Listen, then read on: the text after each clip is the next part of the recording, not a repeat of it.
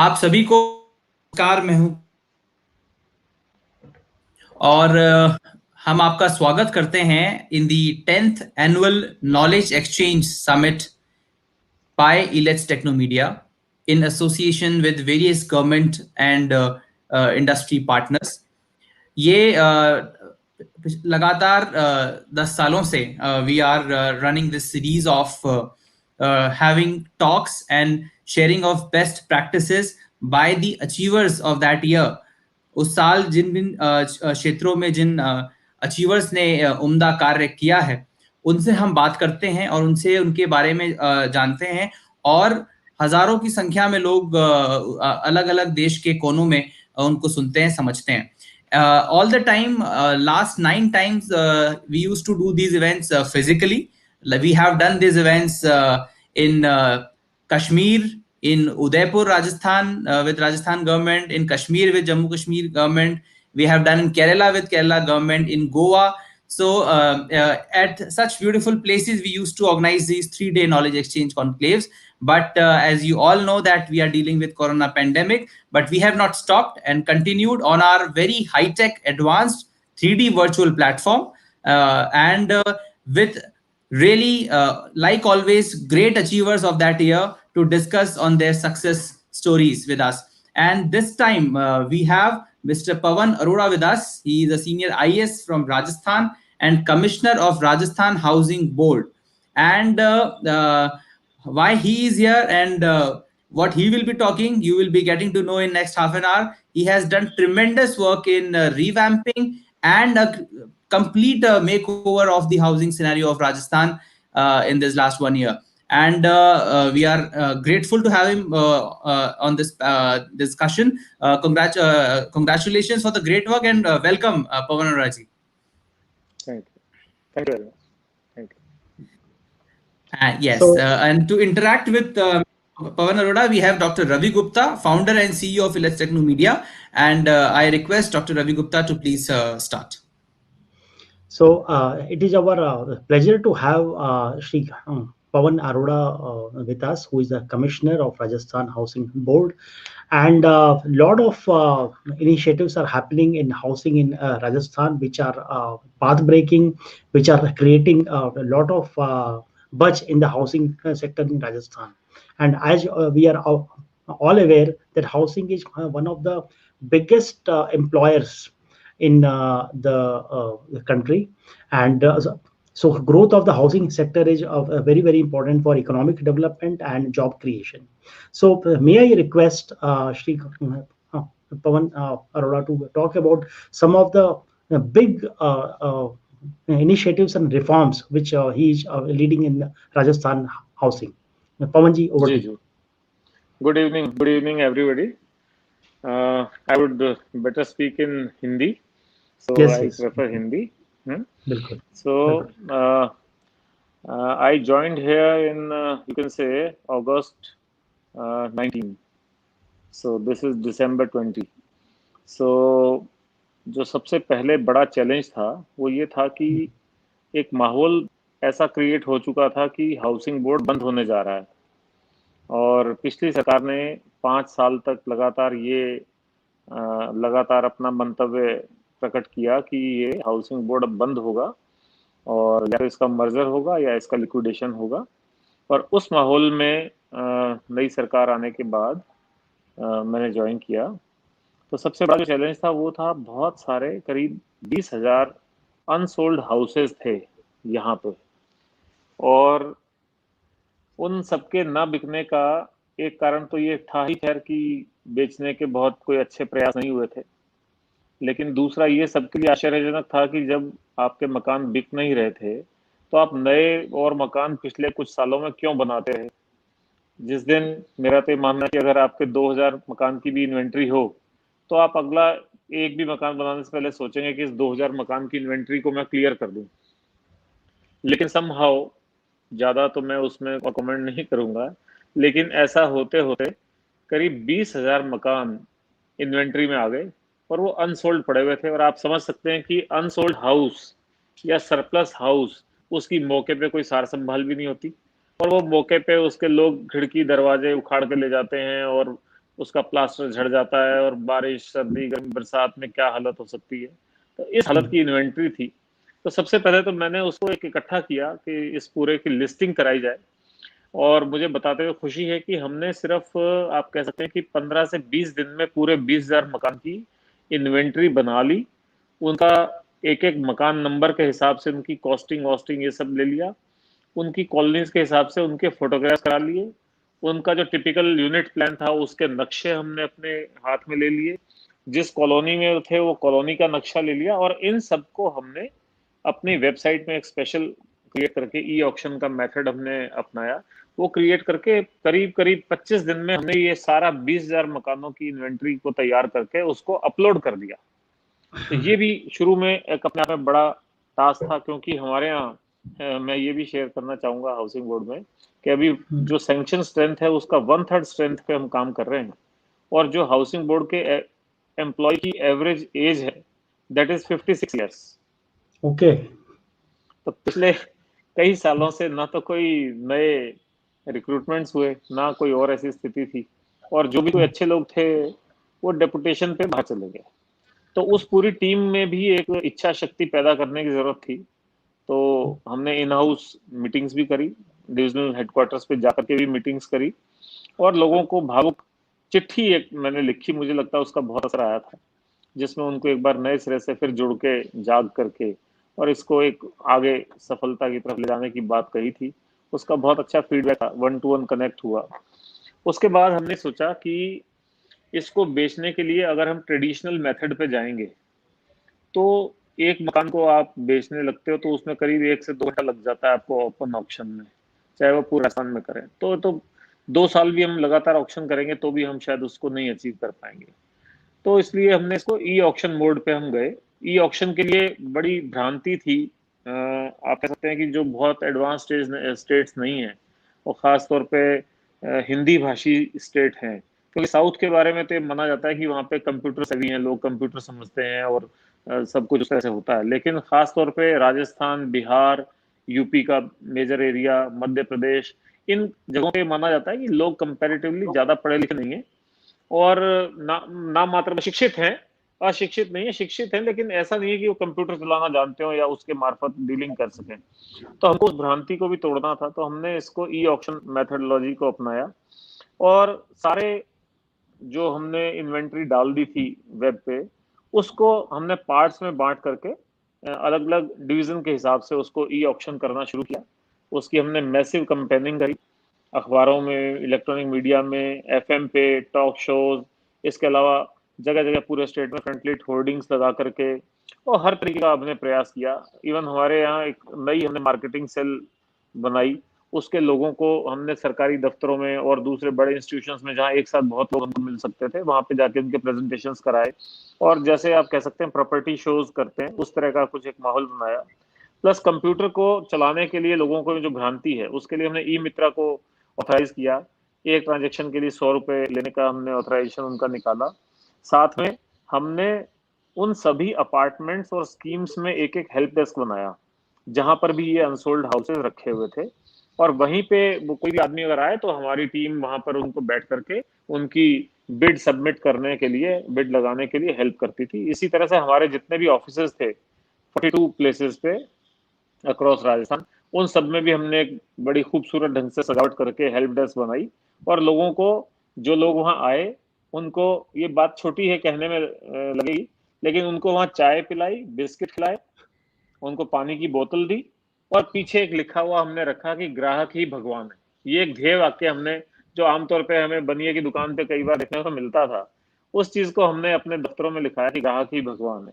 और ये सब चीजें करके हमने एक साथ लोगों को जोड़ा, और मुझे आपको बताते हुए खुशी है कि जो पहले फेज का ई ऑक्शन था उसमें केवल 35 दिनों में हमने 1010 प्रॉपर्टी बेची, और 162 करोड़ रुपए उससे हमने रेवेन्यू रिसीव किया।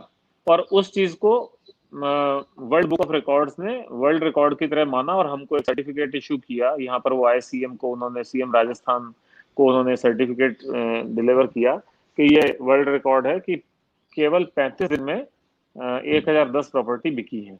उसके बाद हमने इसी के साथ ही बता देता हूँ कि एक और रिकॉर्ड बनाया। बाद में हमने फिर ई ऑक्शन का जब सेकंड फेज किया तो हमने केवल 12 दिन में 1213 1213 प्रॉपर्टी बेची, केवल 12 दिन में ई ऑक्शन के माध्यम से।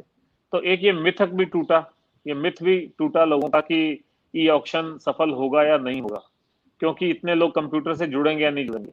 और आप हैरानी करेंगे कि इसमें ई ऑक्शन में एक वो स्थिति रहती है कि बिड टाइम समाप्त होने से 5 मिनट पहले यदि कोई बिड आ जाती है तो 5 मिनट और टाइम एक्सटेंड हो जाता है। तो हमारी बहुत सारी बिड्स रात को 1:30 बजे 2 बजे भी खत्म होती थी।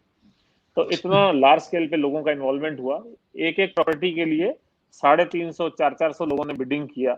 तो मैसिव एक कैंपेन था, लोग इसमें जुड़े और हम इसको आगे बढ़ा पाए।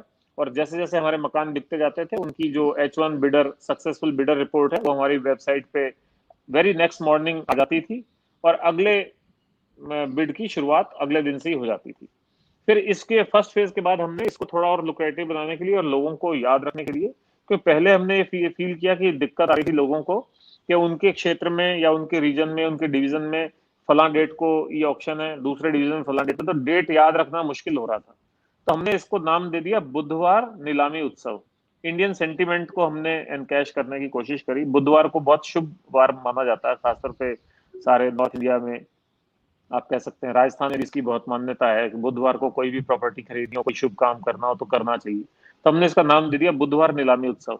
तो पूरे राजस्थान में मालूम था कि सोमवार से लेकर बुधवार तक आप अपनी बिड सबमिट कर सकते हैं और बुधवार शाम 4 बजे ये बिड फाइनलाइज होगी। तो बुधवार नीलामी उत्सव के तहत भी हमको बहुत अच्छा रिस्पांस मिला। करीब 4,500 मकान हमने उसके तहत बेचे। और उसमें हमने एक और सुविधा कर दी कि ऑक्शन में भी लोगों को बहुत हर वक्त विजिलेंट रहना पड़ता था कि वो अपनी देखते रहे मेरे से ऊपर किसी की बिड आ गई है या नहीं आ गई है। तो हमने उसका ये कर दिया कि आप अपनी क्लोज बिड सबमिट कर दीजिए। तो 3 दिन में किसी भी समय वो अपनी क्लोज बिड सबमिट कर दे, जिसकी हाईएस्ट बिड होगी वो बुधवार शाम 4 बजे जैसे आप कंप्यूटर खोलेंगे एक क्लिक से आपको मालूम चल जाता है किस मकान के लिए किसकी हाईएस्ट बिड है और वो सक्सेसफुल बिडर की लिस्ट तैयार हो जाती है। इसी के साथ हमने एक चीज और करी थी जिसका हमें काफी अच्छा असर देखने को मिला। वो ये था कि ये सब मकान पुराने थे और इन पे जो हाउसिंग बोर्ड का कॉस्टिंग मेथडोलॉजी थी उसमें ये था कि मकान की बेसिक कॉस्ट उसमें हर साल इंटरेस्ट कैलकुलेट करके उसको और महंगा करते जाते थे। तो कहाँ तो ओरिजिनल प्राइस पे नहीं बिक रहा और कहाँ आप उस पर हर साल इंटरेस्ट लगा लगा के उसको और महंगा किए जा रहे हो, अपने लिए खुद ही फंदा कसते जा रहे हो। तो उस फंदे से आप बाहर नहीं आ सकते। तो जबकि जो भी कंस्ट्रक्टेड हाउसेज हैं उनमें इतना डेप्रिसिएशन होता है साल दर साल। तो मेरा तो मानना था कि इसमें कॉस्ट इंक्रीज करने की बजाय आप इसको डिक्रीज करिए, इसमें मिनिमम इंटरेस्ट चार्ज करिए, लेकिन डेप्रिसिएशन की कोई इसमें आपको अकाउंट करना चाहिए, अकाउंट फॉर करना चाहिए। तो हमने गवर्नमेंट से परमिशन ली। हमारे मुख्यमंत्री जी और हमारे जो अर्बन डेवलपमेंट मिनिस्टर हैं धारीवाल जी, इन लोगों का बहुत ही पॉजिटिव एटीट्यूड था और इन्होंने हमारे प्रस्ताव को स्वीकार किया और हमने अधिकांश मकानों में 25% तक की कमी करी कीमत में और कुछ मकानों में जहां बहुत ही पुराने थे या जर्जर अवस्था में थे वहां 50% तक की करी। लेकिन ये कमी ऐसा नहीं था कि वो फ्लैट रेट में कमी कर दी, ये हमने मिनिमम बिड प्राइस में कमी करी। अगर पहले कुछ चीज 100 रुपया मिनिमम बिड प्राइस थी तो हमने 75 रुपया उसकी बिड प्राइस कर दी, सो दैट 75 रुपया जेब में रखने वाला आदमी भी उसमें पार्टिसिपेट करे, उसको भी लुक्रेटिव लगे। तो वो पार्टिसिपेट किया, इसी वजह से हमारे नंबर ऑफ पार्टिसिपेंट बहुत बढ़ गए थे और बहुत सारे लोगों ने मकान लिए। आज मुझे आपको बताते हुए संतोष है कि पिछले लगभग 1 साल में, क्योंकि कोविड की वजह से करीब 2-2.5 महीना तो टोटल लॉकडाउन था, उसमें हम भी नहीं कुछ कर पाए थे और ये हमने प्रक्रिया शुरू की थी अक्टूबर से, लास्ट अक्टूबर से, और बीच में कोविड के 2-3 महीने वो भी निकाल दीजिए। तो करीब करीब 1 साल में हमने 7,000 मकान बेच दिए और उनको बेचने के बाद करीब करीब मकान बेचने से हमने 1,400 करोड़ रुपए का रेवेन्यू अर्जित कर लिया है। तो जहां मैं ये भी एक बात आपसे शेयर करना चाहूंगा, जब मैंने ज्वाइन किया था तो मेरे सामने ज्वाइन करती, दैट वाज 29 जून। उसके बाद मैं ट्रेनिंग चला गया था, तो मैं अगस्त से ही एक्टिव हुआ था यहाँ पे। तो जो पहला चेक मैंने साइन किया था वो सैलरी का चेक था और उसके लिए एक एफडी तोड़ी जा रही थी, किसी बैंक में रखी हुई एफडी को तोड़ करके सैलरी बांटनी थी, उसका पहला चेक मुझसे साइन कराया गया था। तो उसी दिन माथा ठनक गया था कि ये तो स्थिति बदलना पड़ेगा। तो जहां हमारे पास सैलरी के पैसे नहीं थे वहां हम 1 साल में 1,400 करोड़ रुपए तो केवल मकान बेचने से कर पाए और 400 करोड़ रुपए दूसरे कॉमर्शियल प्रॉपर्टीज हमारी लीज की जो राशि है वो और किश्तों की वसूली जो अटकी हुई थी वो, और इंस्टीट्यूशनल अलॉटमेंट्स, इससे करके करीब 400 करोड़ कर पाए, और आज हम करीब एक साल में 1800 करोड़ रुपए का रेवेन्यू मोबिलाइज कर पाए। तो ये हमें काफी संतोष देता है। फिर हमने कॉमर्शियल प्रॉपर्टीज को एनालिस्ट कराना शुरू किया, अलग अलग कॉलोनीज में, जगह जगह किनारों में, और ये सब अच्छे एरियाज हैं। हाउसिंग बोर्ड के जो भी एरियाज हैं उनमें बेसिक कॉलोनी डेवलपमेंट हुआ है, सड़क, पानी, बिजली वहाँ उपलब्ध है, और ज्यादातर इलाकों में लोग रह भी रहे थे। तो उनमें हमने कॉमर्शियल प्रॉपर्टीज को फिर लुक्रेटिव बनाया, वहाँ झाड़ियाँ साफ कराई, लाइट लगवाई, सफेद चूने से लाइनें डलवाई प्रॉपर्टी, ताकि कोई वहां देखने जाए तो उसको आइडेंटिफिकेशन हो जाए आराम से कि ये मेरी प्रॉपर्टी, यहाँ पे आसपास क्या माहौल है।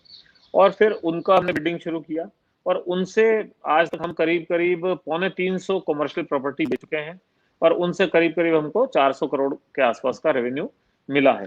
अभी हमने गरीब लोगों के लिए एक योजना शुरू करी थी, जिसमें हाउसिंग बोर्ड के हर रेजिडेंशियल कॉलोनी में एक शॉपिंग सेंटर होता है।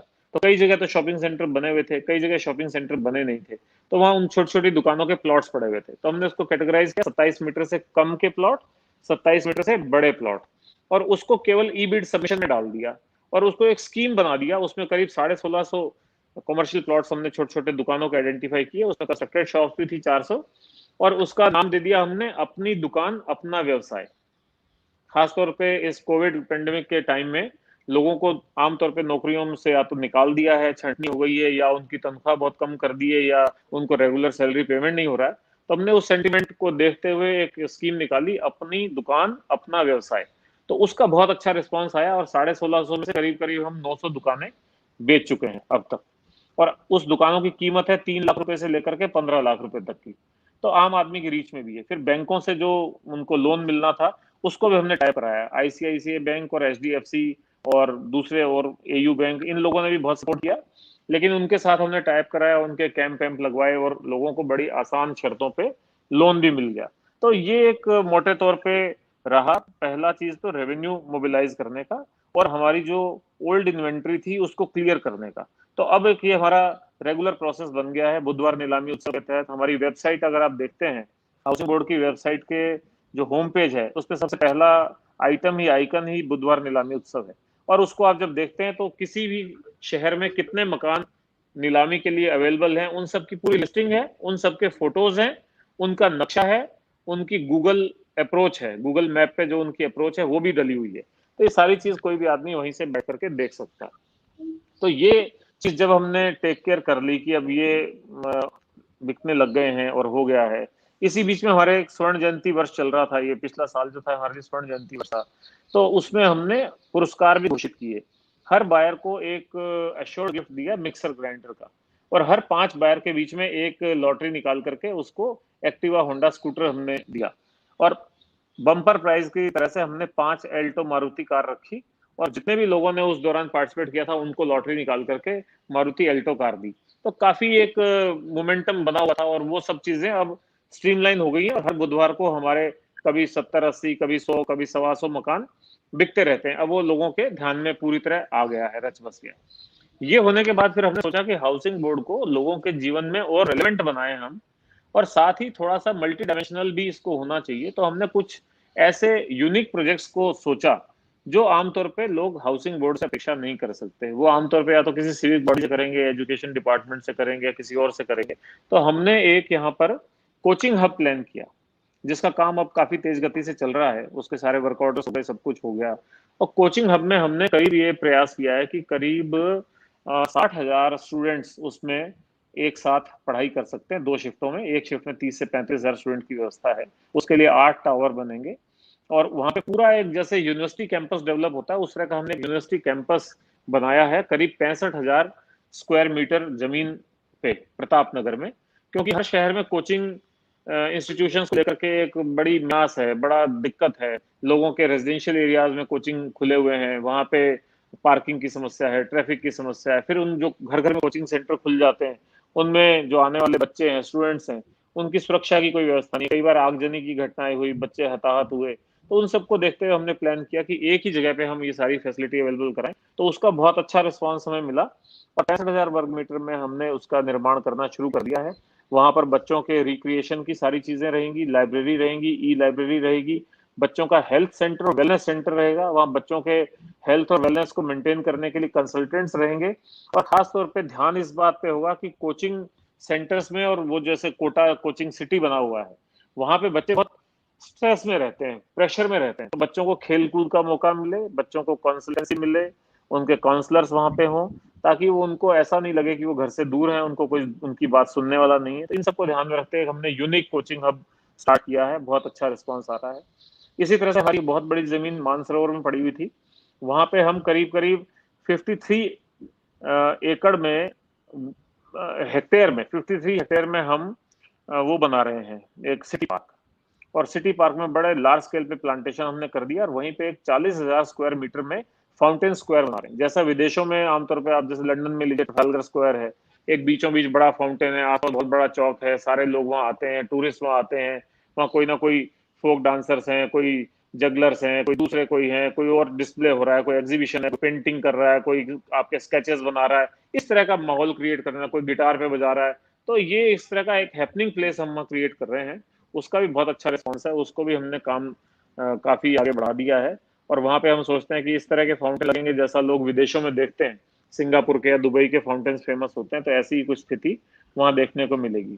इसके अलावा फिर हमने लोगों को जोड़ने के लिए और हमारी प्रॉपर्टीज के आसपास लोगों का फुटफॉल हो, लोग हमारे housing board colonies, housing board की प्रॉपर्टीज की तरफ आना जाना शुरू करें, फुटफॉल होता है तो ही कोई दुकान या मकान चलता है।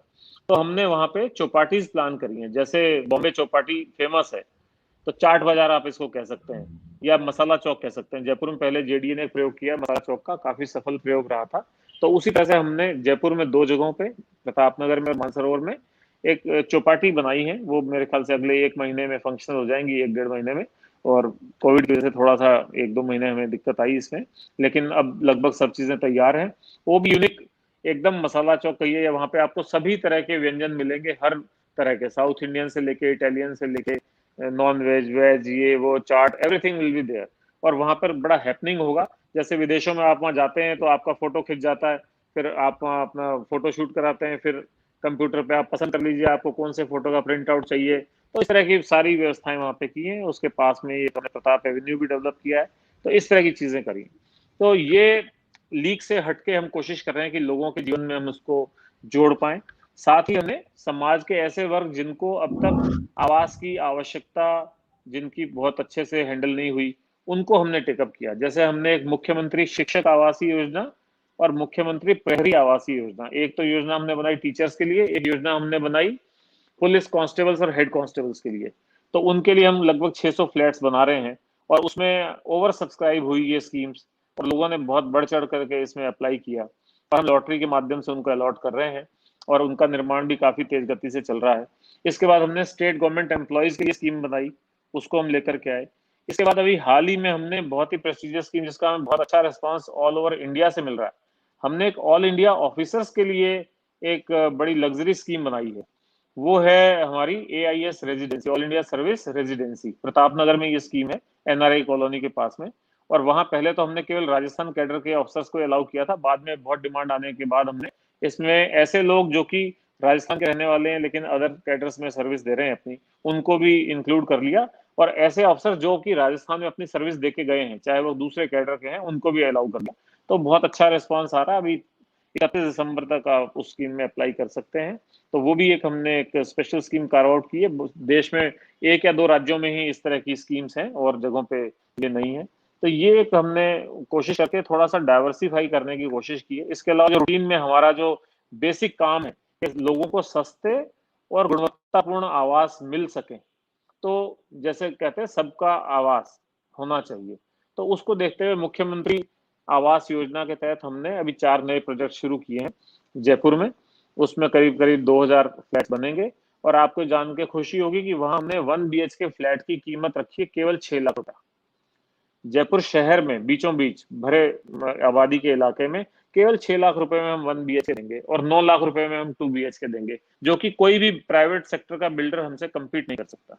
इसी तरह से अभी हाल ही में हमने प्रदेश के करीब 12 शहरों में कुल 18 नई योजनाएं लॉन्च की हैं, जिनमें इंडिपेंडेंट हाउसेज भी हैं, जिनमें फ्लैट्स भी हैं, और उसमें भी करीब 6000 आवास और लोगों को प्रोवाइड करेंगे। और उसमें बहुत ही ओवरवेलमिंग रिस्पॉन्स है। जैसे वाटिका जयपुर के नज़दीक ही है, सांगानेर में चौकी ढाणी के पास में ये वाटिका स्कीम हम लाए हैं। तो वहाँ पर जितने आवास हैं उससे 10 गुना ज़्यादा हमको आवेदन पत्र प्राप्त हुए हैं, तो हम लॉटरी से उसको हैंडल कर रहे हैं। तो ऐसे हमने पूरे प्रदेश के छोटे छोटे शहरों में, निवाई में, किशनगढ़ में, भिंडर में, टोंक में, उदयपुर के पास में, भीलवाड़ा में, छोटे छोटे जगहों पे हमने जाकर के वहाँ पे नई स्कीम शुरू की है ताकि लोगों को सस्ते आवास मिल सके। और जैसा मैं आपको बता रहा था, जयपुर शहर में हमने 6 लाख रुपए में 1 BHK देने का रखा है। इसी तरह वाटिका जो बिल्कुल जयपुर से जुड़ता हुआ सांगानेर जो सबर्ब है उसमें है, वहां पे हम 45 मीटर्स का इंडिपेंडेंट हाउस, 1 BHK हाउस केवल 5 लाख रुपए में देने वाले हैं। तो हम साथ साथ ये भी जागरूक हैं कि हमारा जो बेसिक ध्येय है, बेसिक उद्देश्य, ऑब्जेक्टिव था हाउसिंग बोर्ड बनाने का, कि सबको सस्ते आवास मिल सके और हर आदमी को आवास मिल सके, उस पर भी हम काफी तेज गति से काम कर रहे हैं।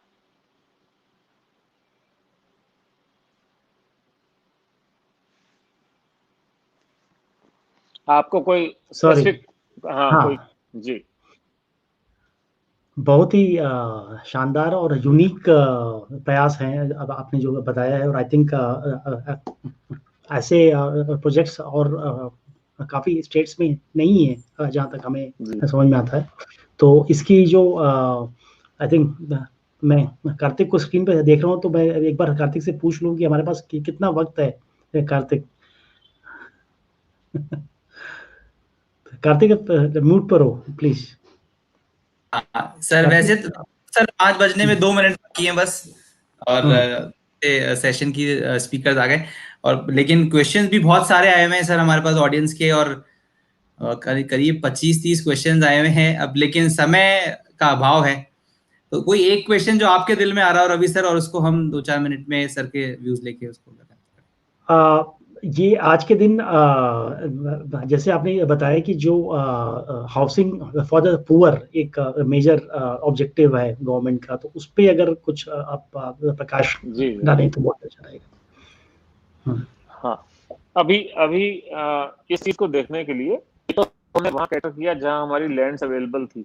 अब हम एक और एम्बिशियस प्रोजेक्ट पे जा रहे हैं, और वो ये प्रोजेक्ट होगा कि हम पूरे स्टेट में सर्वे कराएंगे, और उसमें जहां जहां भी पुअर या हाउसलेस पर्सन है, उसका एक तरह से आप कह सकते हैं डिमांड सर्वे होगा।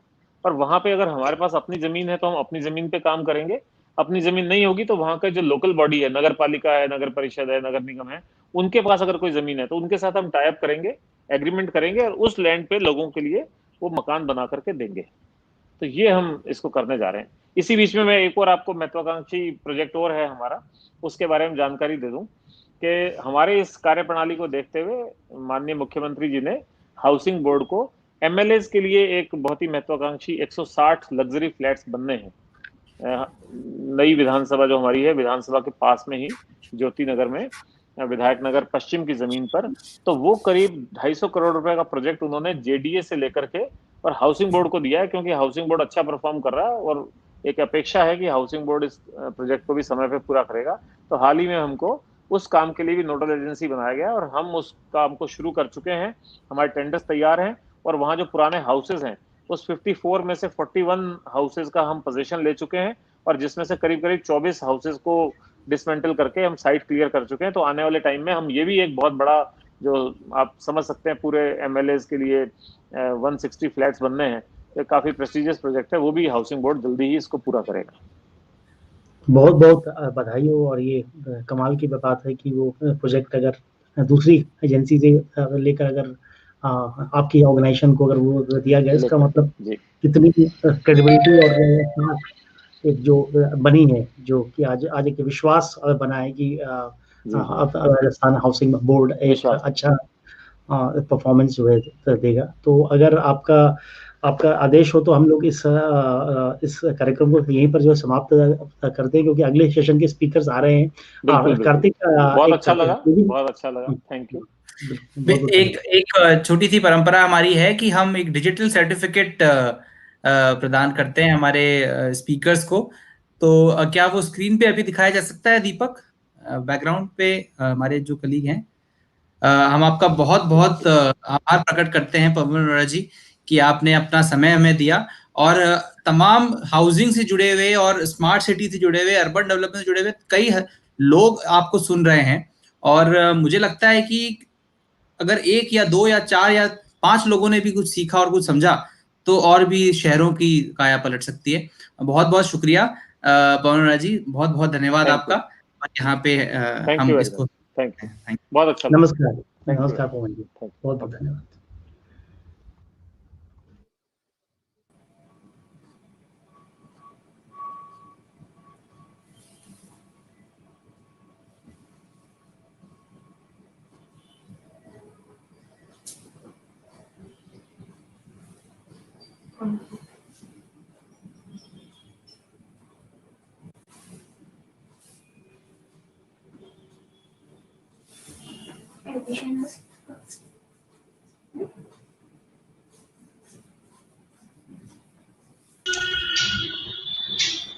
Hello, good evening. Good evening, Mr. Kalidas, and good evening, Mr. Mahmood. Good evening, Mr. Ajay. Good evening, Am I Mr. audible? Ahmad. Good Yeah, evening. very much. I think I'm also audible. Yes, you are audible. Yeah, yeah, you are and you can audible. Here. I can hear you. I can see you. Yes, yes, it's perfect. Right, Mr. Kalidas. Mr. Kalidas, am I Yeah, able to reach out to you? yeah, I can hear you. I can see you. Oh, great. Uh-huh. Just give me 2 minutes. Yeah, no issue.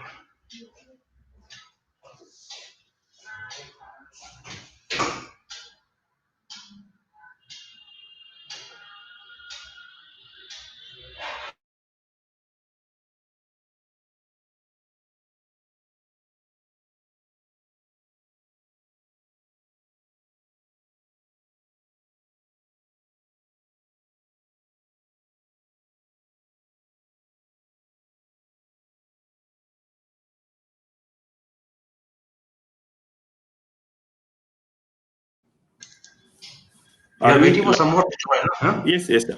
Are we live, backend team? Aman? Yes, sir. We are live, sir. Okay.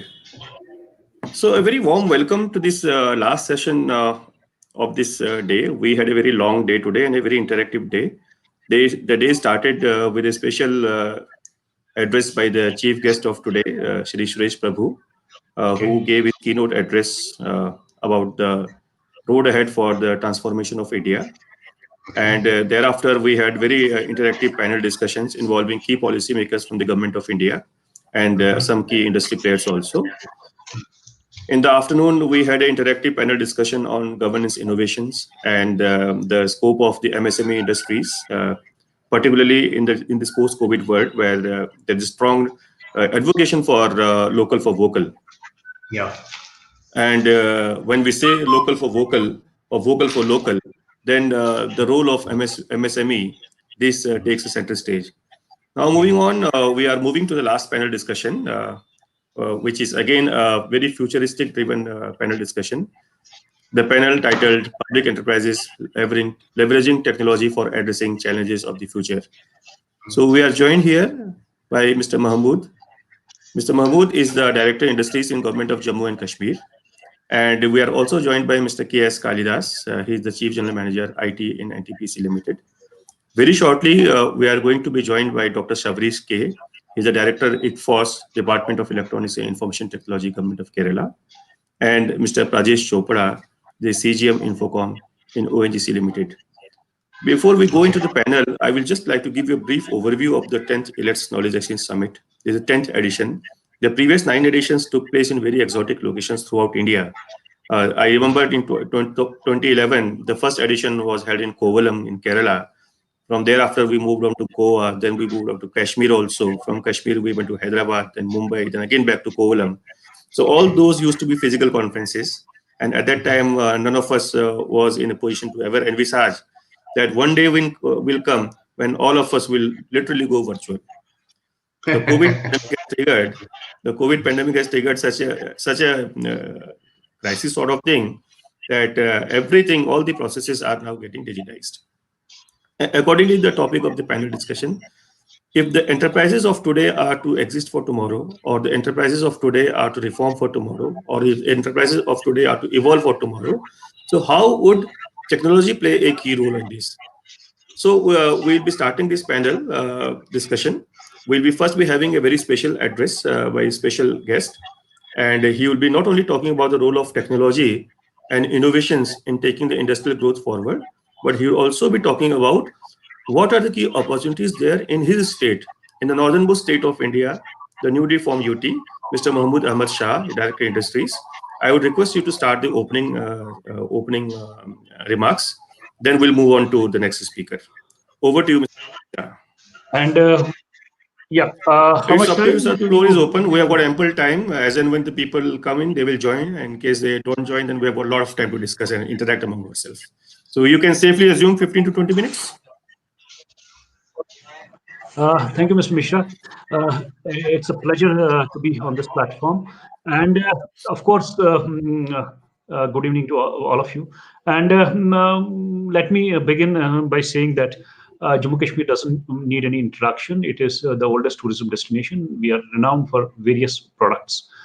I'll be going product to product. And let me start with some flagship products which we have in the state. And let me also clear the misnomer that we are industrially backward, and plus there is nothing more to offer other than tourism. So I'll not be touching much of the tourism potential, but I'll be touching the other potentials. Jammu Kashmir has a distinction of producing 80% of the country's apple, and this and 20% comes from our neighboring state, Himachal Pradesh. There have been certain interventions in the apple sector, which have brought remunerative prices to the farmers. The biggest intervention which happened some 7-8 years back is that we introduced the rootstock, the improvised rootstock in the form of high density from Europe, which has been taken well by the farmers, and as a result of which the production of apple in Kashmir is increasing. If we talk about the present apple scenario, we produce about 2 million metric tons of apple. And in coming years, when we switch over to the high density, this production is going to increase threefold. So in coming years, we will have the production of the apple will go to 6 million metric tons. And what's happening in this sector is that we used to import this rootstock from Europe. Now, what we are doing is that we are growing this rootstock here in the valley, and in the adjoining places of Kashmir, we have Jammu, where the climate is hot, and which, of course, is not conducive for the cultivation of apple. But we can grow the rootstock there because the temperature is warm. So the rootstock is now being cultivated in Jammu, then brought to Kashmir and transported to these orchards where the farmers cut their senile trees and plant these high density plantations. The second thing which is happening is in order to support this high density, we require to give support in the form of, it's known as trellis system, and this we used to get these trellis poles from Europe again. Now we have set up our own units, by virtue of which we are now manufacturing these trellis system in Jammu and Kashmir. Another important aspect which we take considerable pride is that there has been an introduction of controlled atmosphere stores. The controlled atmosphere store, we have developed a ecosystem around apple. Unfortunately, what used to happen with our apple is that we used to produce the apple in the month of September, October, and November, and then it used to hit the market at simultaneously, and the prices used to get down. So what the introduction of controlled atmosphere stores has done is that we are able to hold back the apple and then release it gradually into the markets to fetch remunerative prices for the farmers. So this These controlled atmosphere stores, we have about right now we have about 150,000 metric tons of storage capacity, and 10 more stores are coming. So by next year we will have a storage capacity of 2 lakh tons of storage. And many more entrepreneurs are getting attracted towards this sector, and they are setting up more stores. So this is something, the development which has happened on the horticultural front. Apart from apple, we are very unique as far as our climatic conditions are concerned. We produce 80% of country's walnut. We also produce 80% of the country's cherry. We produce 100% of the country's saffron, and we also produce apricot and plum. Plus we also produce, we are also the largest producers of the pear. So what is happening is that apple is kind of a seasonal activity where we store the apples from September onwards to July, and September onwards to March, and from March onwards to September the stores relatively remain empty. So what is happening is that our entrepreneurs are now improvising on their every store. Let me say that every store has a grading line, a processing line, and a waxing and washing line.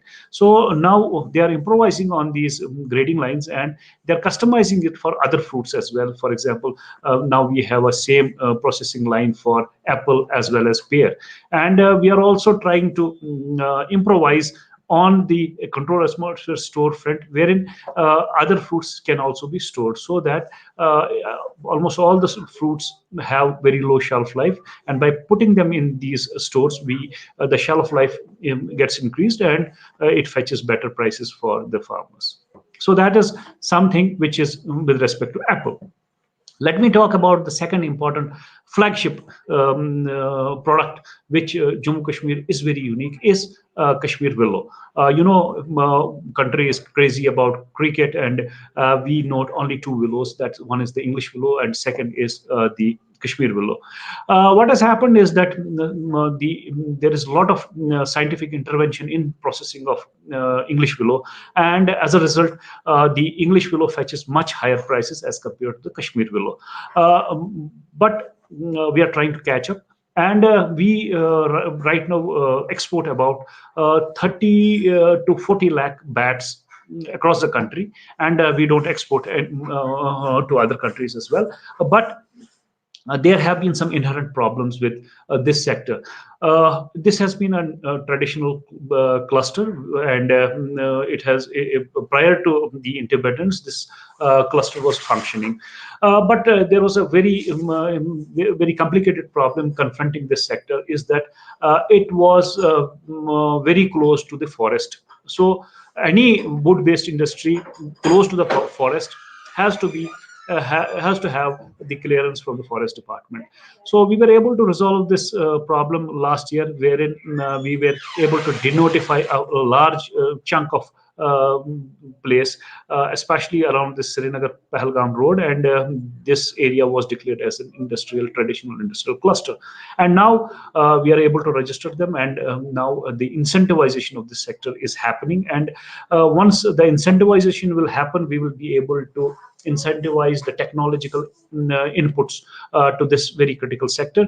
And in coming days, we will try to come at par with the English willow. I'll tell you what makes us different from the English. Why does English willow fetch more price?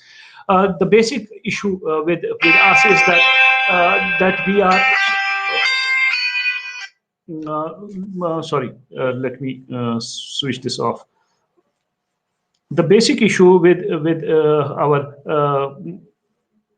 our bat sector is that we do seasoning, which is very natural seasoning. What we do is that we stack the cliffs outside, and they are seasoned by natural conditions, and they are open to influences from the nature, and as a result of which the moisture percentage, we are not able to bring it below 20%. Bat requires some degree of moisture to retain its hardness.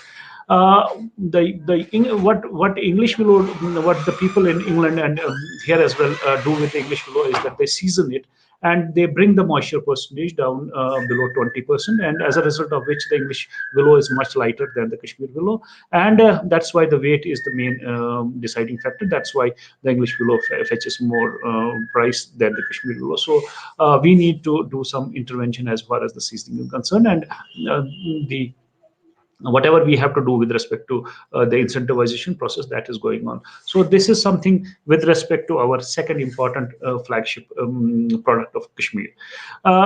We are of course placed, we have a geographical advantage, but unfortunately we are also located at a tail end of the country, and we are not connected with the railways as yet. As a result, the inflow of raw material is difficult because of non-availability of the railway lines, and due to vagaries of the weather, the road surface connectivity remains affected, and that has been the reason of that is why the manufacturing sector has not gained strength. Since we are talking about the technological interventions as well, Jammu Kashmir is ideally suited for the IT sector, and we have about 500 units in the IT sector. One of our industrial estates, known as Rangret, is dedicated as an electronic park, and we have many unit holders working on the software technology, IT, and they're doing relatively well. And we have a lot of entrepreneurs who have their offices in Europe and America, and they have their sub offices here in Kashmir. So we are trying to project this sector also. We have bought the IT policy, and we are developing a place as an IT hub very close to Srinagar, so that this sector is also given desired support, and which can help us in and which can help us in generating employment. We have huge talented manpower available for the IT as well. So these were the broad contours of the potential sectors which we have. Jammu Kashmir, we have since last year we have been toying with the idea of doing the investors summit here, and we have bought 14 odd policies, sector-specific policies to attract investment towards the Union Territory of Jammu and Kashmir. But unfortunately, due to COVID situation, things could not materialize. They could not go as we ideally wanted them to unfold. There are two very important sectors which offer a lot of promise and potential. Both are the service sector service sectors. One is the education, and second is the health sector.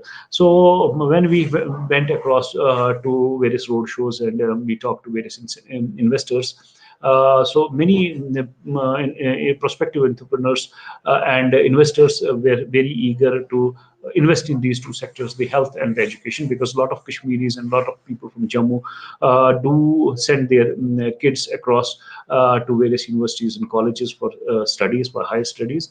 And to check the flight of the capital, we are trying to establish an ecosystem for good colleges and universities, so that we don't have to send them outside state or outside the country. Likewise, a lot of people from the valley travel to the other parts of the country for seeking specialized treatment, mainly for three ailments, that is cancer-related complications, nephrology-related ailments, and cardiology-related ailments. As many as 10 to 12,000 Kashmiris do travel to the neighboring states of Punjab, Delhi, Mumbai for seeking specialized treatment. So we are trying to develop some good hospitals here, and we are in consultation with a number of chains which are across the country to develop a robust health ecosystem here. And these are the two prospective sectors where we are trying to attract investment.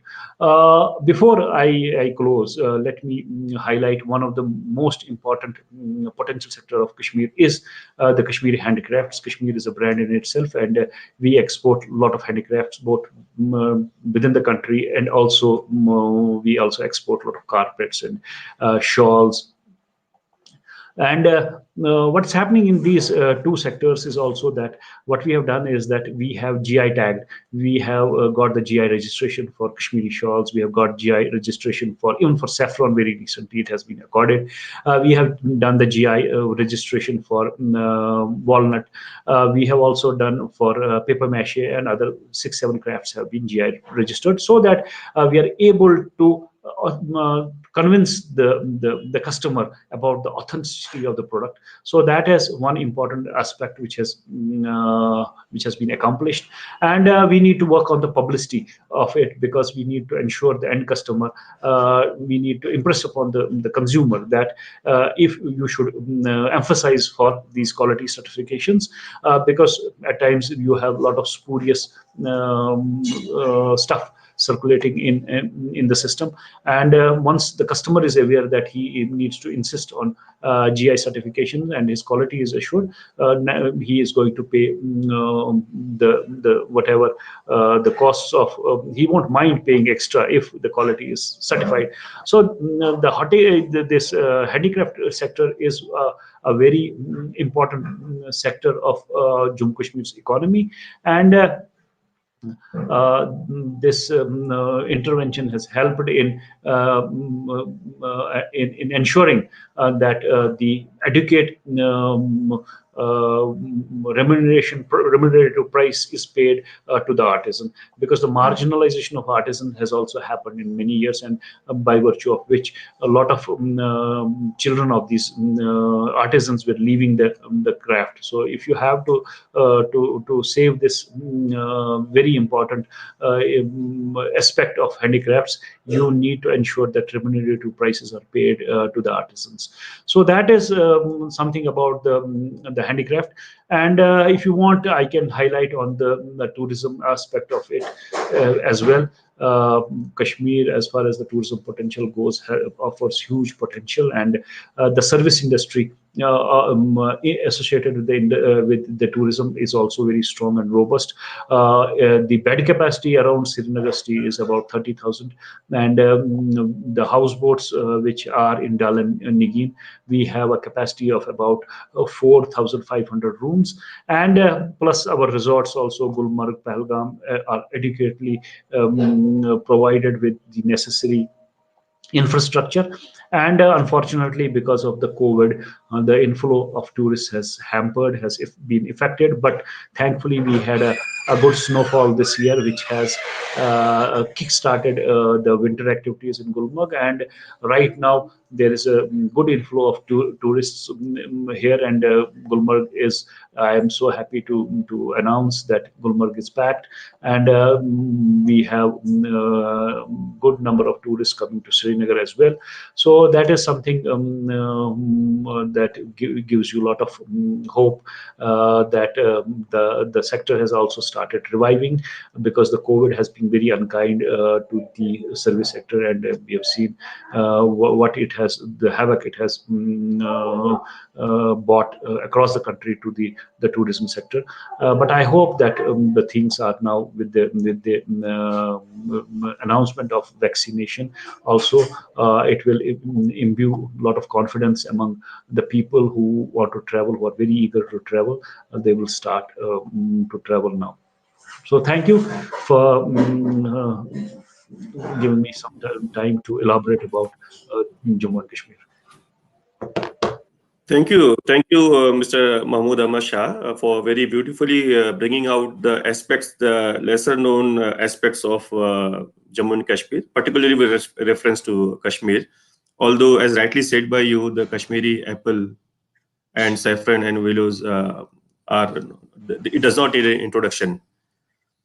And we also took note that yes, there was investors summit planned last year, but as rightly said by you, we do hope that it takes place in near future once the COVID situation normalizes. In fact, the COVID situation has not only impacted the Indian economy, the whole global economy has been left havoc by this crisis. So going forward, one more interesting point which you raised was the world famous handicrafts and shawls and carpet industry of J&K, particularly Kashmir. And now the time is absolutely right with the government of India's focus on self-reliance and the focus on vocal for local and the focus on Atmanirbharta, I'm sure that the handicrafts and with the use of technological innovations like GI tagging you mentioned or GI registration you mentioned. So of course, technology will have to be roped in case we were to go to increase efficiencies of the sector. So I will come back to you, Mr. Shah. We had in between us Dr. Sabrish K. He is a director for ICFOS in Kerala. Director ICFOS Kerala. Sorry.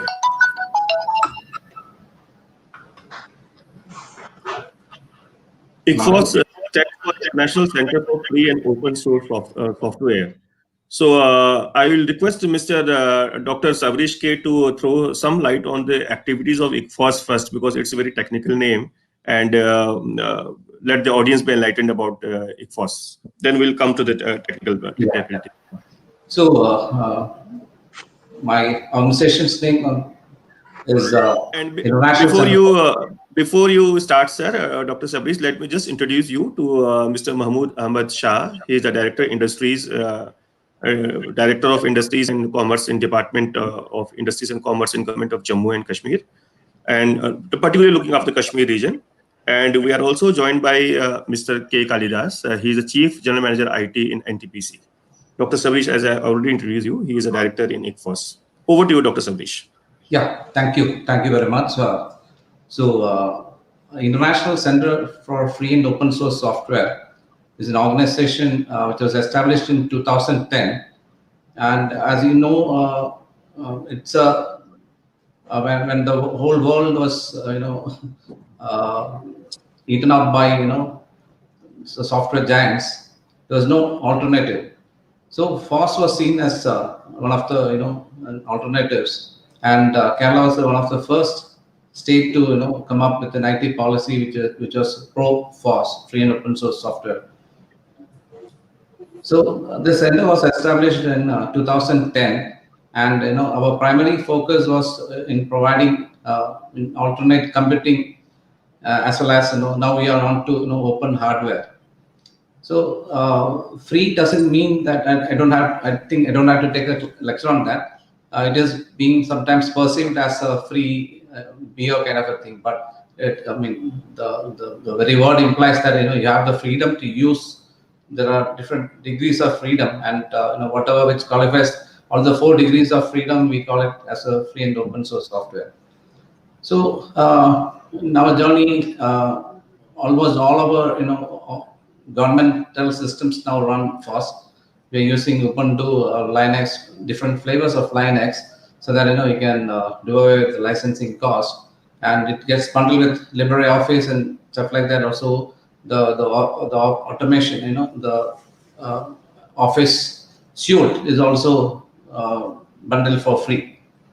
And we did a lot of activities in the educational sector, and all our ICT enabled education, ICT enabled learning revolves around our own distro, and where Edubuntu, where a lot of educational resources got bundled, and government could save a lot of money in the form of licensing.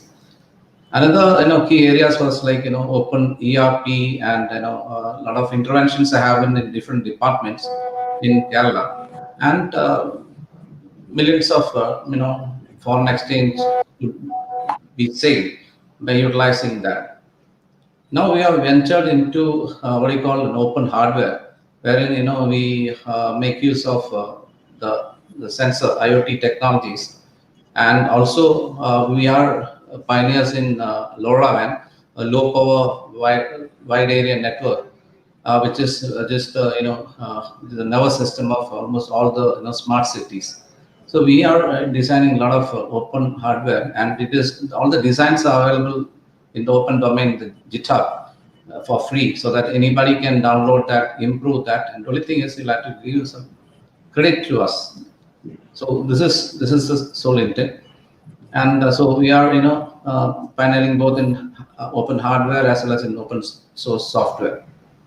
So this is just a gist about my organization. Okay. Great. Dr. Sabrish, as the name of the panel suggests, creating future enterprises, leveraging technologies for addressing challenges Yeah, of the future, creating yeah. future enterprises. So I just gave So I am not odd man out because I'm from the government, and maybe we yes, can also consider government as a public enterprise. yes, And yes, yes. again, art of predicting the future is a daunting task, and I think because of COVID, the future is now. The central theme joining all of us right now is technology. Whether you Right. talk of enterprises, private enterprises, you talk of tourism Yeah, industry, agriculture the industry, art or you of, talk of public the art sector, of technology will yeah. be at the forefront. Sure. Yeah.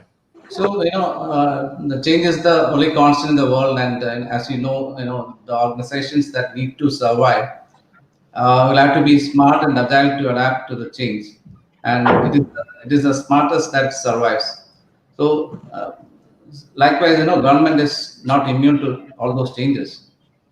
So one of the key things we have to do is to have a digital transformation roadmap, and why you have to do that is governments are continuously bombarded with new citizen demands, and the citizen expectations are changing quite rapidly, and also based on the demographics, because Kerala is, I mean, we have lost our demographic dividend, because most of the population are vulnerable now, because the age is above 60%. So right back from 2012 onwards, that inversion of our demographic pyramid has happened, and the expectation from the geriacs and the expectation from the new generation is totally different. So we'll have to keep a balance on that. And in this context, because the new gen expects that the government also adopts a new technology in the same pace as that of private entities. But in reality, government trails behind, and as we know, the challenges tossed by COVID-19 has helped us in converting that opportunity to transform ourselves into a digitally connected world. And maybe this knowledge exchange would have been physical, face to face in pre-COVID times. Now we are getting connected seamlessly from across the entire geography, from south and also from the extreme in Kashmir. So that itself is a welcome sign. And in order to remain competitive in the world of disruptive technologies, like many hot buzzwords are there, IoT, sensors, robots, 3D printing, to name a few. What governments needs to do is to recognize, assess, and take appropriate action on how to adopt the upcoming disruptive technologies at a very early stage itself, so that it can gel properly with the kind of infrastructure or the kind of processes which we have. So the understanding the citizens future requirements is very crucial, and in the technology front, the pace of obsolescence is quite high, so that we cannot say that this technology is forever. So we need to be agile, and for the governments to succeed in such an environment, it needs to be open, and and also put maybe adopt a citizen first approach to help the states adopt a kind of a digital strategy, and to impact new technologies. I think Niti Aayog is doing a good job in this direction by publishing a lot of white papers and guides on adoption of AI, blockchain, etc. And it's a welcome sign. And so one of the key technologies which can transform, which we feel which we have experienced, is that we have become highly connected, digitally connected society. The Tofflerian global village is now a reality. So we can interact with any people, anywhere, anytime, and through any means kind of an approach.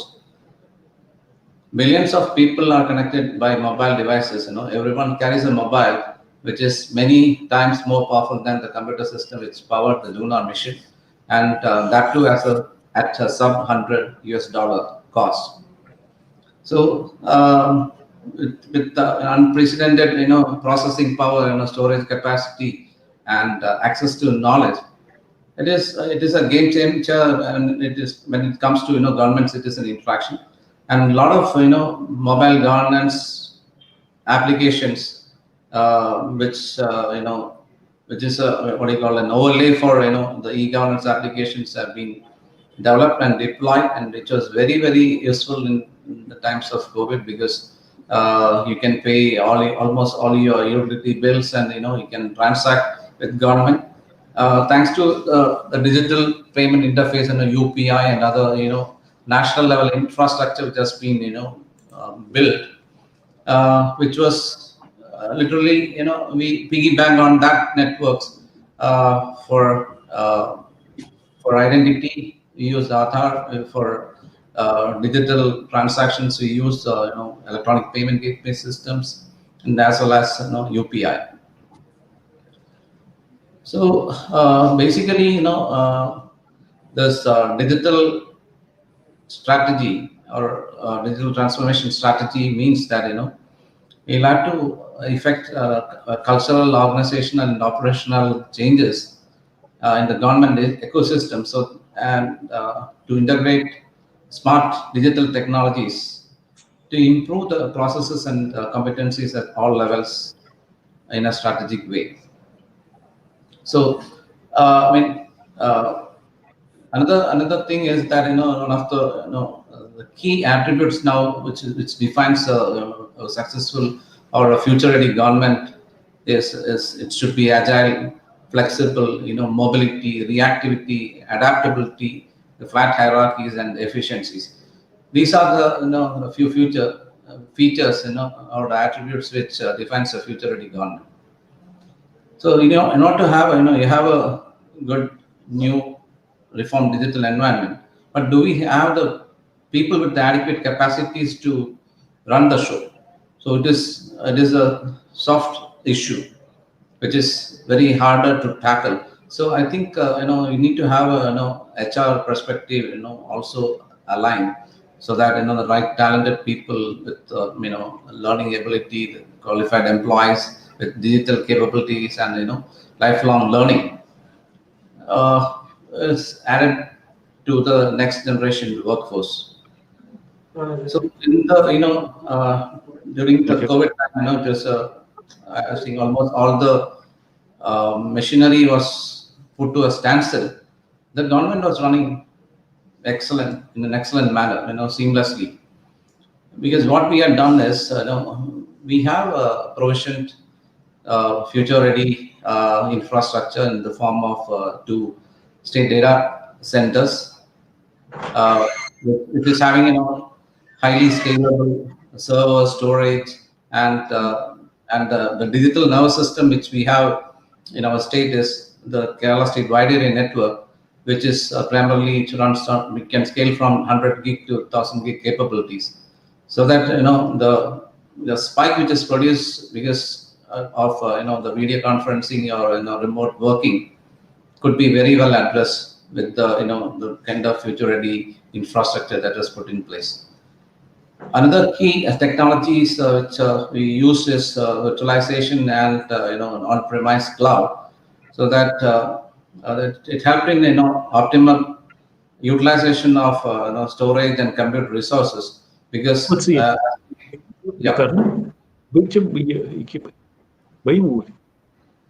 okay. So with adequate cyber security and other features, so we were able to scale the network as well as the compute capacity, because some sectoral applications required only a month of compute and storage, so that so we provisioned a lot of virtual machines to run the show, and then finally, retire that. And so, the provisioning the right digital infrastructure is one of the key. And we also had set up what you call the DR facility, disaster recovery facility. This is primarily on running on cloud, again in another geographical location in Delhi. So, in an event of such a natural disaster, something you can bounce back very easily. Some of the other disruptive technologies which was put into use was like we had deployed a statewide application called COVID Jagrata, which is a comprehensive one, which I mean which from issuance of passes, the entry passes up till the final release of the person, COVID related patient data, everything has been consolidated into that. And you have a wonderful dashboards which give you light on that. So how it was working is that we installed thermal sensor based cameras, which and those APIs were integrated into the software itself, so that the guys who are registered for entering the state of Kerala, while scanning itself without any physical contact, all those details were captured automatically and pumped into the database. And we also know that where these people are moving in within the state. So if he is planning to come to Thiruvananthapuram, we know that. So his geolocation is tracked, and it is using GIS technology. So the COVID Jagrata has got an integrated GIS backend as well. We make use of OpenStreetMap, and these coordinates were plotted so as to we can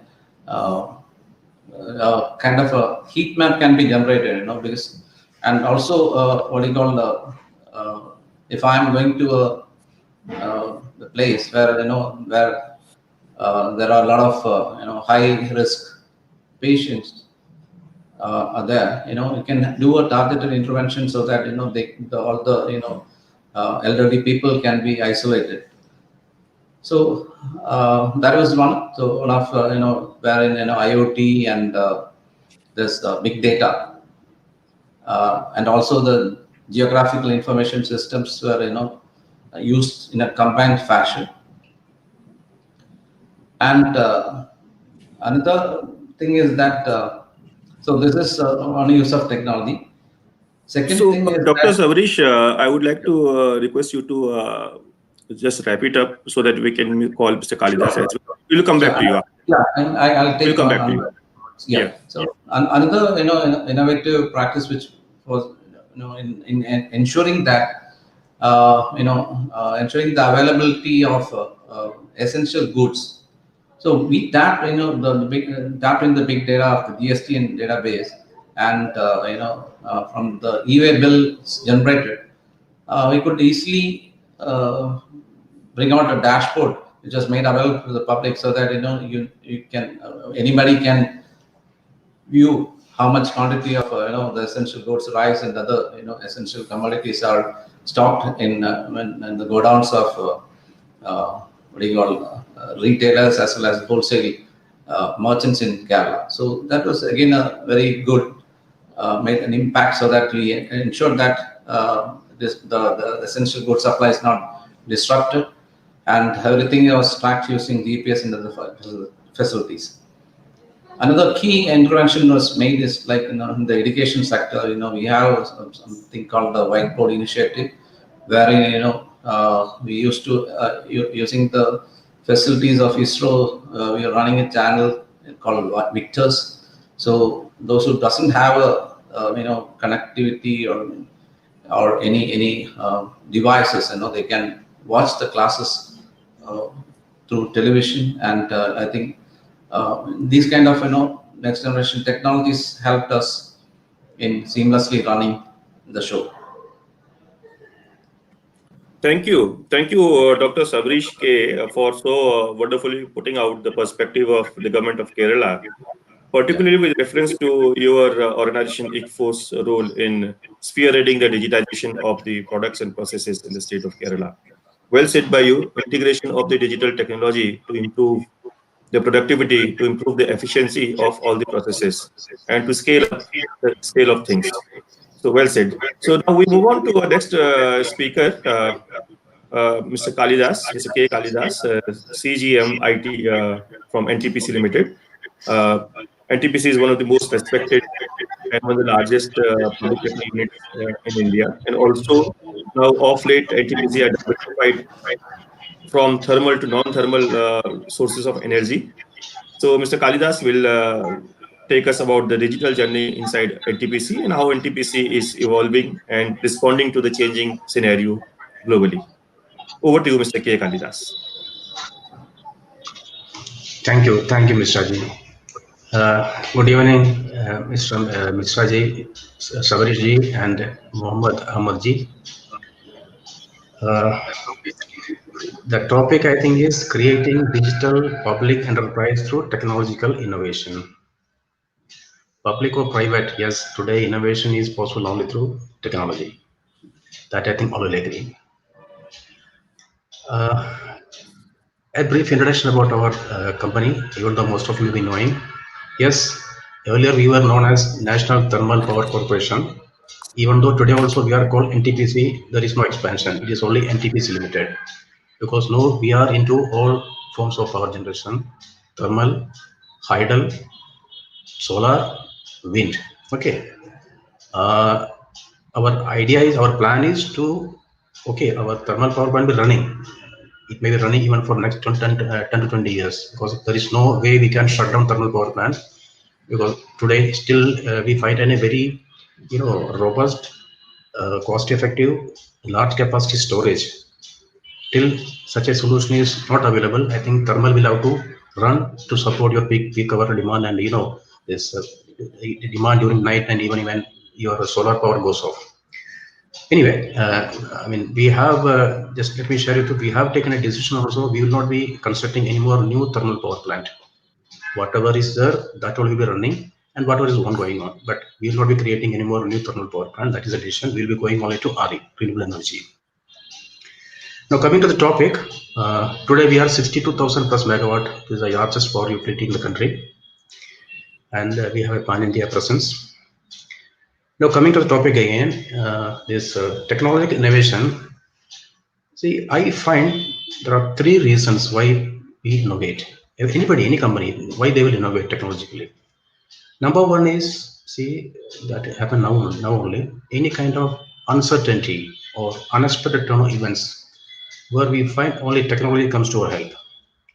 And all will agree this, during the spread of the pandemic, many companies could survive only because of technology, and we are no exception. Okay. That is number one. Number two is to improve your competitive edge. Okay. What is competitive edge? See, you will be competitive when you produce more with less. Okay. Yes, you have a proven technology, your process technology, but then how to give more edge to it? Only through digital innovation only we can optimize it. Now, especially with the intervention of machine learning, deep learning, we can find out now what is wrong or how to optimize things. So technology is therefore improving competitive edge. Number three, today, can you think of any entity or organization where customers will accept it if it is not technologically enabled? Just think of a bank. If it is not providing all digital service, will anybody go to that bank? No, nobody go to bank. Today, just I was reading the newspaper, Maruti, their Nexa, I think they are opening even they are giving a one stop shopping for everything, including their loan. Now people were they were selecting a model, then they found getting a loan is different. They have to go different bank sites. So even that also in one side. So customer experience is another area why people are going for digital innovation. And without customer, nobody can survive. Now, I'll briefly tell you what we have been doing. And let me admit, we have been doing a lot and we have to do a lot more. We have come to the conclusion we have to do a lot more. Let me be very humble in admitting that technologically, we have a lot of potential to do things we have not yet done, especially the new technologies. See, during these last 9 months, how we could survive, let me just explain. It is not that the things caught us totally unaware. Yes, we were planning it. We had started 1 year back kind of a digital initiative for paperless office. You know, our, as you said, we have plant located all across the spread across the country. Each station has its own management. Each station was doing its own procurement. Okay, so it was a kind of a inefficient kind of system. It was, we are not getting the competitive price because volumes are less, and everybody purchases the same item, repeated purchase, one at a price, another at a different price, all kind of complications. So we thought we should have a centralized procurement, not fully centralized, it is regionalized, maybe 4 or 5 area, all station in that region will purchase one particular region only. All will be consolidating and purchasing from one particular station. See, that also it is not possible if we depend upon physical movement of files. It is just impossible. So that was the idea. We started digital a kind of file movement. So it was almost ready. So when this pandemic started, we had no other way to take all our approvals, all our process, all this paperwork. It was going through our digital system. Yes, it was almost complete, but certain things we have to complete fast so that we could manage. And that is the only thing which which helped us survive this pandemic. Otherwise, it would have been very difficult. Second thing is, see, yes, we have offices spread up. I mean, all regional headquarters, corporate office in plant also. We have a lot of review meetings, all kind of things. Yes, we had some kind of video conferencing also, but then during this pandemic, there was no means of doing. Nobody was going to office, so there again we were planning to implement virtual office, but then that also got accelerated due to this problem. Yes, we implemented our virtual office from 20th of March itself when we found that there is going to be shutdown. Okay. Today, let me tell you, that's what sometimes we think about the consequences, we think of the what you call change management, and we take a kind of a slow step.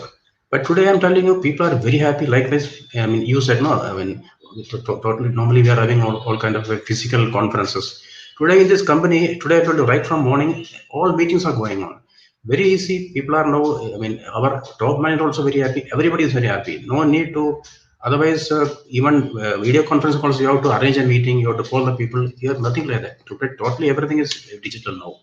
So that has helped us a lot. So, see, two things I'm telling you. One is all this kind of digital conferences where reviews taken, decisions are taken. It has helped us a lot.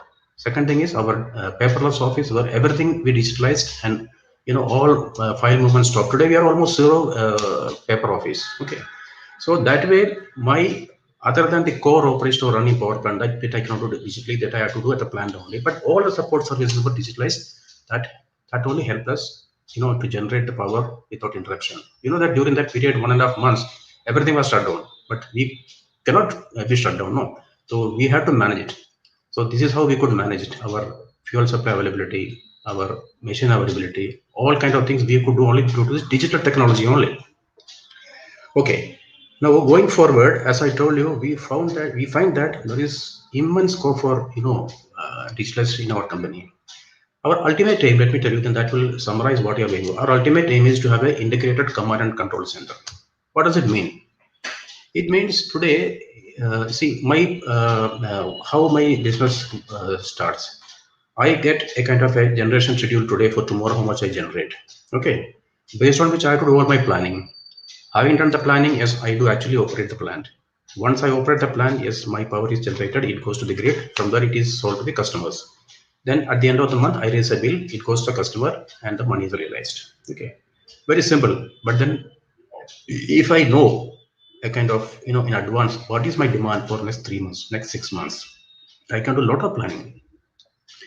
See, suddenly, sometimes what happens, my machine, suppose I know one machine, there is a problem. Can I take a shutdown of it? I don't know. What is the, there will be demand in the next 1 month or next 15 days. If I get a fairly accurate kind of a demand prediction, I can plan, I can optimize my resources, I can optimize my fuel requirement. Okay, I can optimize my plan overall. So there are so much of possibility if I know in advance whether it is possible or not. Hmm.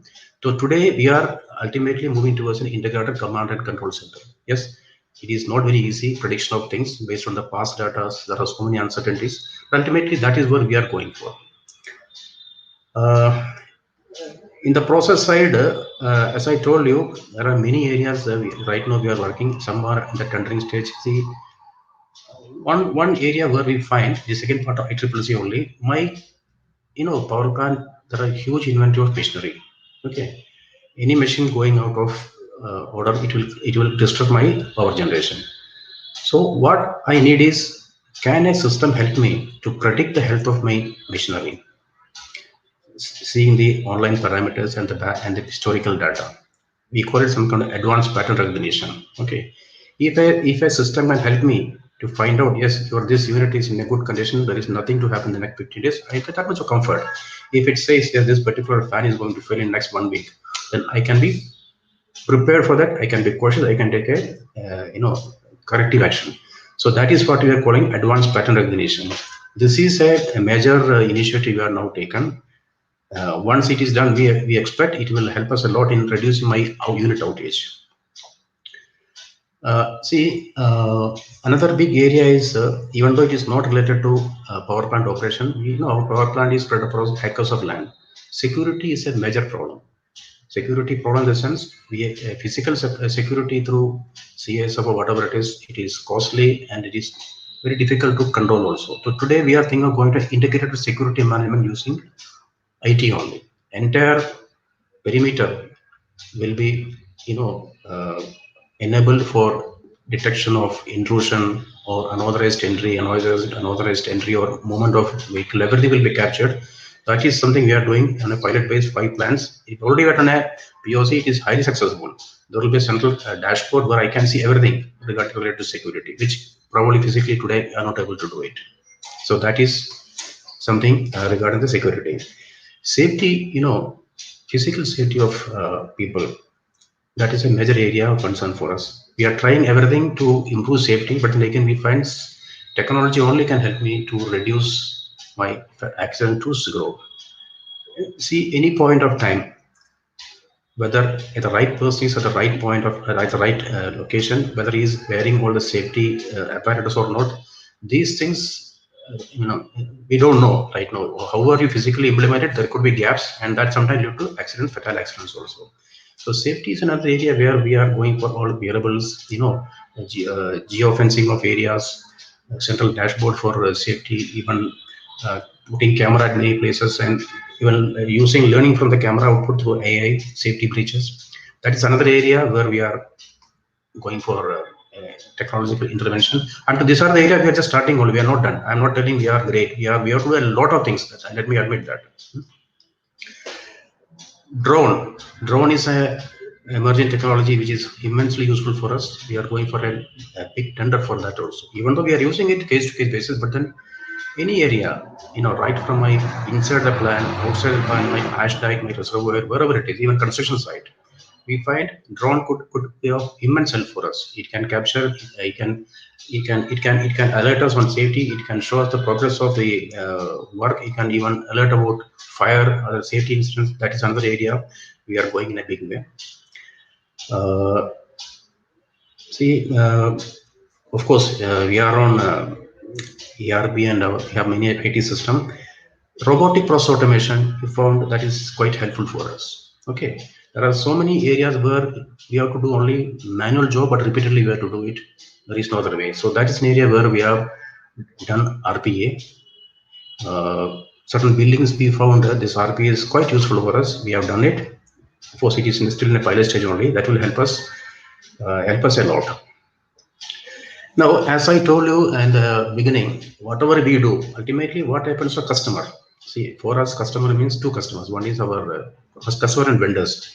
A vendor is a person who is helping us, but then sometimes he is the last person giving attention. But you have taken enough, interest to see that vendors are properly taken care of. Today, NTPC is 100. We are accepting, but for petty cases, 100% only digital invoice. The vendor, he can, of course, all tendering is digital only. He can submit his invoice digitally. Right from submission of his invoice digitally till his payment is made with details, he can track each and everything on the portal. That much we have enabled it. Okay, so that is how the digital journey. So only thing what I can say is technology today is. I mean, there is no way other than doing technological improvement to improve your competitive edge, to improve your safety, and to keep your customers. So that is something a lesson we have taken, and we are on a full-fledged journey for digital uh, enterprise. Thank you. Thank you, Mr. Kalidas from NTPC for very aptly bringing out the perspective of NTPC as far as the digital evolution is concerned. And one biggest change this COVID crisis has precipitated that even corporates who were hitherto not that much digitized, they also now have a Yeah, pressing need of going for digital. So we definitely, don't have definitely. any option as of now. There is no option but to go digital. You talk of any sector of economy or any area, any field, to improve your efficiency, to improve your productivity, as said by Dr. Sabris, we have to go the digital way. One quick question I would like to ask Mr. Mahmood Ahmad Shah from Kashmir. He was mentioning about some interesting sectors of potential from the Kashmir Valley. One sector which readily comes to my mind is in the field of clean energy technologies, possibly say hydro energy. So, how do you see the possibilities as far as the hydro potential of Kashmir is concerned?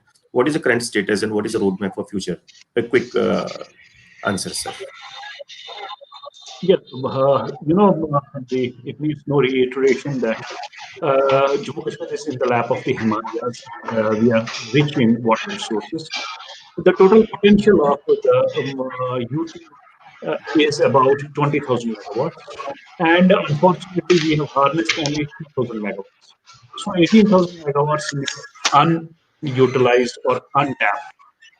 But right now, very recently, we had 1,000 megawatt power plant which was cleared. And as far as the industries department goes, we incentivize the setting up of small power plants up to 10 megawatts. And right now, we have about uh, eight small power plants coming in various places to the which will have a generation capacity of 60 megawatts. And right now, both the setting up of big power plants, mega power plants, as well as the smaller power plants is going on concomitantly. And it is not only the hydro, which is a clean form of energy, but the solar energy also needs to be tapped. And in some places, we need also to harness the wind energy. The mountains, we have these mountains where ample sunshine as well as the ample wind power is available, which needs to be harnessed. We have a department of new and renewable energy, which is incentivizing these sectors. Plus, the industries is also doing the hand holding of these departments. That's why I told you that smaller power plants up to 10 megawatts are incentivized with the industries department, while as bigger power plants, we have NHPC, which is mandated with the construction of the mega power plants. So that is something on the power front. One more thing which I would like to add as far as the digital intervention is concerned with respect to Apple, we have introduced a software in the Apple sector wherein if you have an Apple box, it's barcoded, and if you scan that barcode, you can directly get in touch with the farmer, and you can interact with the farmer and ask for the price which has been paid to the farmer. And this is some kind of a tracking wherein you can get directly in touch with the orchardist. And we are also bringing saffron also under this ambit, so that end customer is able to talk to the producer and ascertain not only about the quality but also the price paid to that. Wonderful. This barcoding of Apple would certainly bring cheers, at least to the farmers in the hinterland, because plus moreover, it will induce transparency as well in the entire business process. One quick question for Dr. Savarish. Of course, going forward, there is no other option but to go digital. But with the more and more digital we go, there is more and more danger of cyber security crimes, cyber crimes, data leakage, data theft. One biggest issue which is challenging all the organizations these days is the issue of data safety. So, what are your views would be, or how do you see the security architecture in the state of Kerala? Because nowadays, the data security is extremely important, because in case something happens with the data security, the very existence of the entire process might be in danger. So your views, Dr. Sabrish. Yeah, because I mean, as you mentioned, I forgot to mention that we are one of the uh, biggest states who have gone ahead with the e-office implementation, and the coverage is almost 90%. And as far as the government departments are concerned, it is 100%. All the collectorates, all the 45 departments are connected on e-office, so the files move seamlessly. And what we have done is, for the security part of it, we have two state-owned data centers, which has got a state-of-the-art, security firewalls, which is next generation firewalls with AI capabilities. And also, we have, as I mentioned, it's a network which is called Kerala State Wide Area Network, which is spans all the districts. And even, I mean, being a linear and a small state, I think we have a fairly good connectivity, and so right from the edges up till the core routers and stuff like that, it's totally protected with the latest what do you call firewalls and security gadgets. And as far as the data security is concerned, what we are doing is for data in motion, we are by default we are using AES encryption HTTPS protocol, and for protecting our data which is in storage, we use either the tied storage system or the SANS, which has got what you call an inbuilt encryption capability by default. So the physical, the same, physically it is secured using this thing. And another thing is that the personally identifiable information is again encrypted using some kind of a hashing sorting technique, so that is never leaked out. So that way we have ensured total security for the data. And what would be in the case of NTPC? How is the security apparatus in NTPC, Mr. Kalidas? Yes, security. I mean, yes. Again, security. As somebody said, security is something nobody can ensure 100% security. The only thing is, in case of any breach happens, how fast to detect it and rectify it. Okay. So we do have a kind of a SOC system, security operating center, where, as you said, we have the firewalls, we have intrusion prevention system.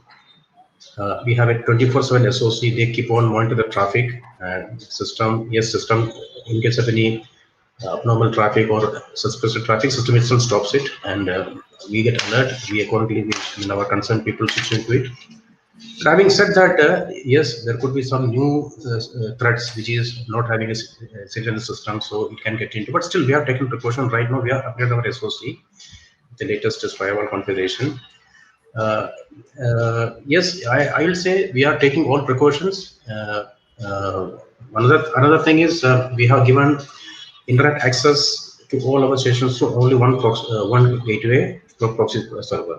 Okay, nobody can access the internet through their own network. Only through one common gate only we are given. That way we are minimizing the risk. So we are continuously, and we get our system audited also by that what you call BAPT. Regularly we do it. Every year we do that, and whatever recommendation comes, we religiously follow it as far as security is concerned. Well said, sir. Well said. So now, although we could have continued with the discussion because this is a very interesting panel, it's not strictly sticking to the technology domain, but at the same time, as I said, that technology is one thing which is binding all these three eminent personalities present here. Yeah. And we are now just running short of time. It is very difficult to manage the last. We have been doing this such type of conferences earlier. We used to do, and now we have gone virtual. So two Yeah. sessions we have always found very challenging. One is the immediate afternoon session of 2:30 or 3 o'clock when people just come back after lunch and Yeah. they're sleepy. And Yeah. Yeah. the last session when it is difficult to hold all the audience. So Yeah. with this, Definitely. I thank you once again for joining us. As the very, very relevant theme, this COVID-induced, this pandemic-induced, COVID-induced disease. Vishal, if you permit, can I ask one question to Sabarish ji? Yeah, yes, please, most welcome. Sabarish ji, good evening. Just one thing I want to know. You said, I mean, I know that Kerala has taken a lot of initiative in open source. But tell me why this initiative cannot, if I am wrong, you correct me, it is not taken much, impact in other states. See, we also initiated, let me be very frank, we also tried some open source some 6 years back. But then we found, somehow we could not succeed.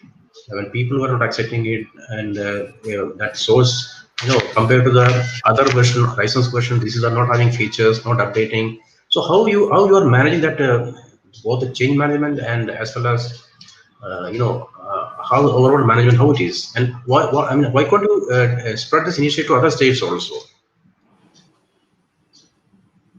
Your mic is off. Oh, sorry. It's muted. So not just within our state, it has been adopted in national level as well, because in the national level also it has got a pro-FOSS policy right now. Okay. And the way we maintain the repos, so we call it the repo or repositories, is through the help of a lot of voluntary communities that is working. So right from the basic educational operating system, Ubuntu with the bundled, a lot of tools, educational stuff which is bundled as a DVD is available for free download. And what value add we have done is that some of the things which are already only available in English is now available in regional language Malayalam. So ICFOS is supporting a lot of states.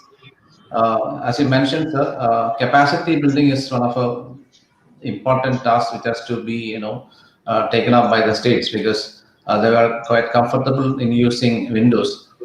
But asking them to migrate to an open source will be a challenge. But a couple of days of training, because now things are it's fairly good, so that you cannot make out which is Windows and which is Linux. So in earlier days it was like command line interface, and it was like a techie business. Now everybody uses that. And another good thing about Kerala is that right from the primary school, they are acquainted with this Ubuntu, or all the open source, which is part of the curriculum, as well as for what do you call ICT enabled education. This kind of free and open source tools are used. So we have expert children will be can make 3D animations using open source free and open source software called Blender. And there are a lot of educational stuff which is which they can use for free. Okay.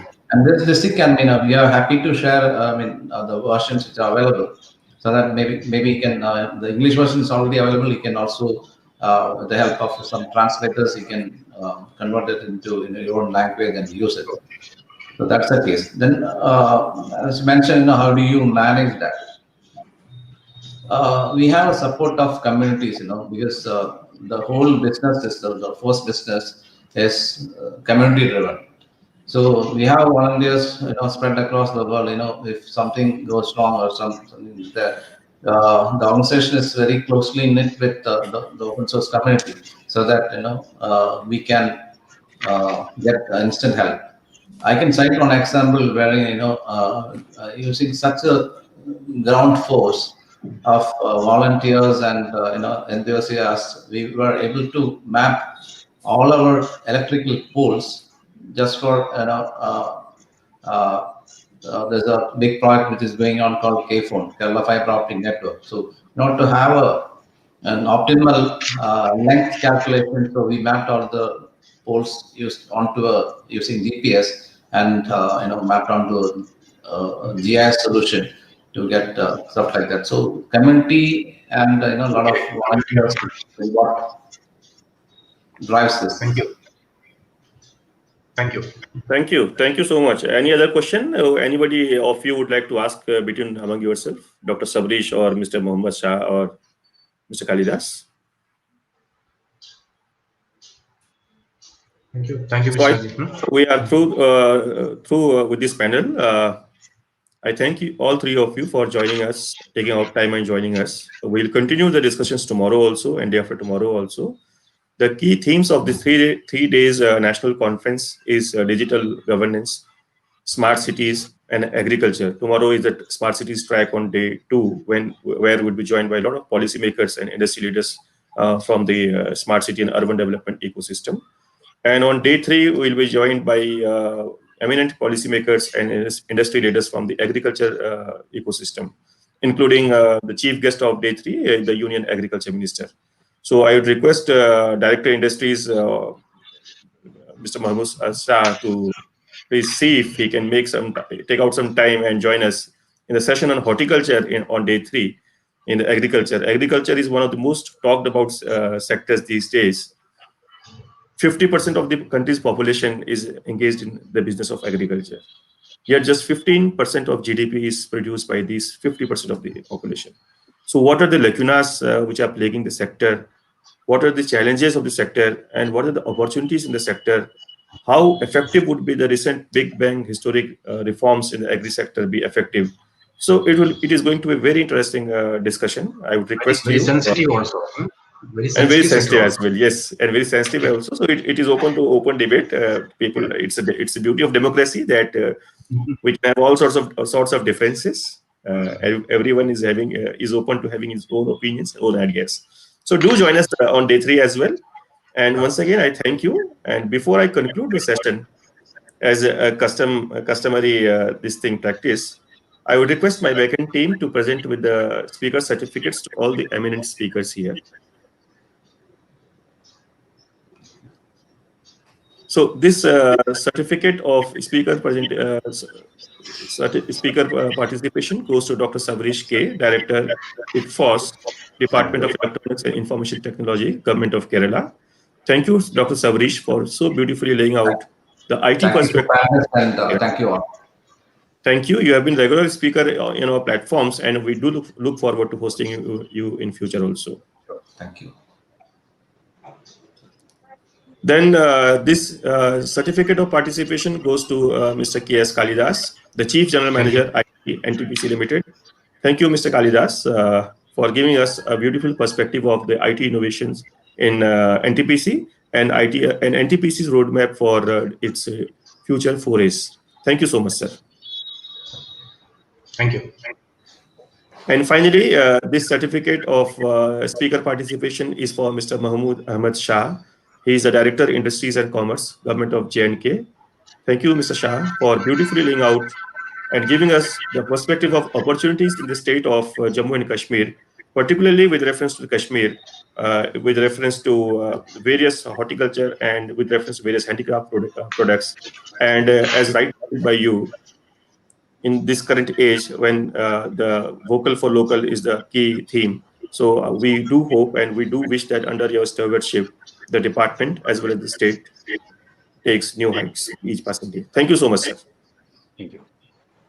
Thank you, all of you. Thank you. So we can log out.